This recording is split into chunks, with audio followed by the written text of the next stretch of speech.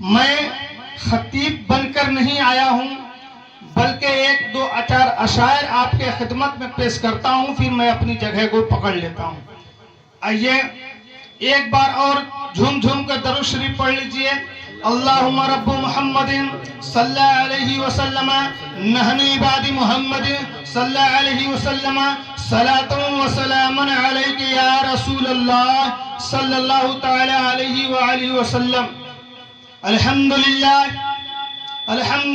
نحمدہ ونستعینہ ونستغفرہ ونؤمن بہ ونتوکل علیہ ونعوذ باللہ من شرور انفسنا ومن سیئات اعمالنا من يهد الله فلا مضل له ومن يضلل فلا هادي له ونشهد ان لا اله الا الله محمد رسول الله صلى الله تعالى عليه وسلم۔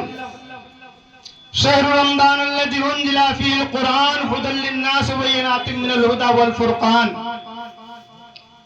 بے زبانوں کو وہ زبان دیتا ہے، بے زبانوں کو وہ زبان دیتا ہے، پڑھنے کے واسطے ہمیں قرآن دیتا ہے۔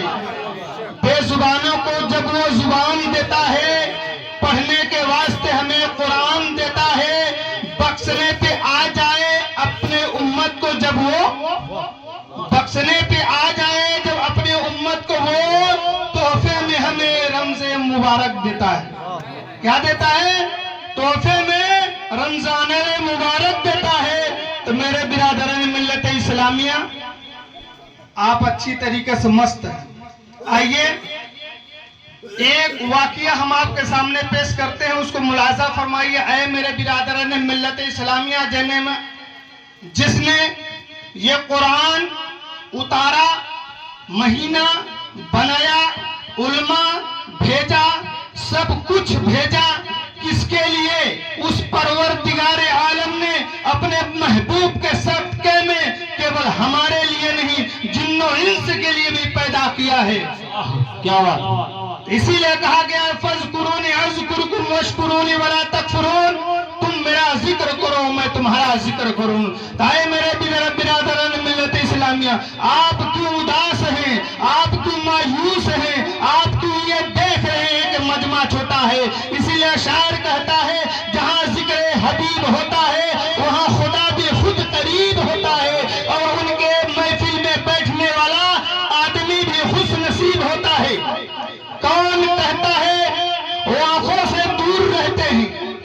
کون کہتا ہے وہ آنکھوں سے دور رہتے ہیں، بلکہ آنکھوں میں ہمارے نور رہتے ہیں۔ تو برادران ملت اسلامیہ سمجھ جائیے کہ رمضان کا یہ مہینہ مقدس جو ہمیں ملا ہے، یہ ہم اپنے آپ کو اس طریقے سے سنبھالیں اور پروردگار عالم کی بارگاہ میں آرزو کریں کہ اے میرے پروردگار عالم، ہماری جو خطائیں ہیں یا میرے پروردگار اپنے محبوب کے صدقے میں اور اس رمضان المعظم کے صدقے میں مولا ہمارے گناہوں کو معاف کر دے۔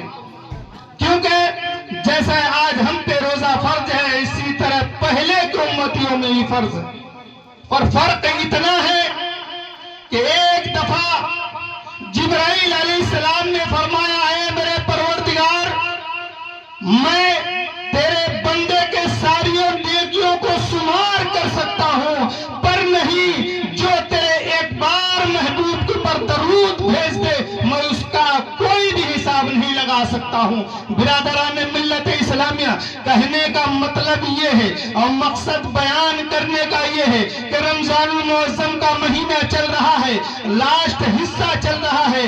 آئیے پروردگار عالم کی بارگاہ میں عرض و قطار رو کر اپنے گناہوں کی معافی مانگ لیجئے، ہو سکتا ہے پروردگار عالم ہمارے اور آپ سب کے گناہوں کو معاف کر دے۔ آمین، جیسا سبحان اللہ۔ پر نہیں، کچھ لوگوں کا خیال ہے کہ اے میرے بھائی، میں اگر روزہ رہتا ہوں تو بیمار ہو جاتا ہوں، اللہ عالم جانے روزوں سے اتنی بیماریاں دور ہوتی ہے تا قیامت تک تبھی وہ بیماری تمہیں چھو ہی نہیں سکتی اگر اس نیت سے روزہ رہو تو۔ پر نہیں، آج ہمارے اطراف کے لوگوں کا یہ عنوان بن چکا ہے کہ جب رمضان کا مہینہ آئے گا تو کہیں گے یہی کہ اے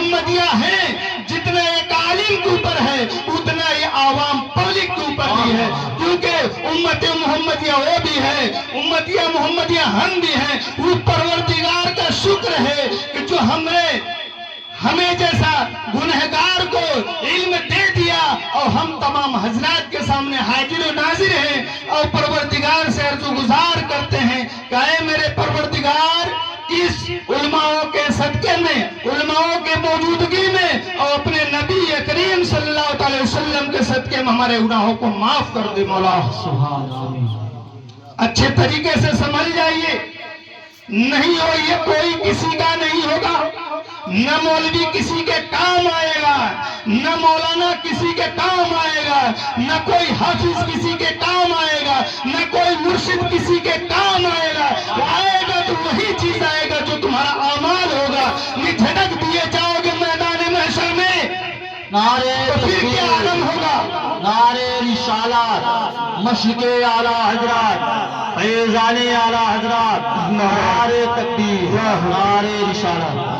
سب فرمائیں گے، آدم کہیں گے اذهبوا الی غیری، آدم فرمائیں گے اذهبوا الی غیری، عیسیٰ فرمائیں گے اذهبوا الی غیری۔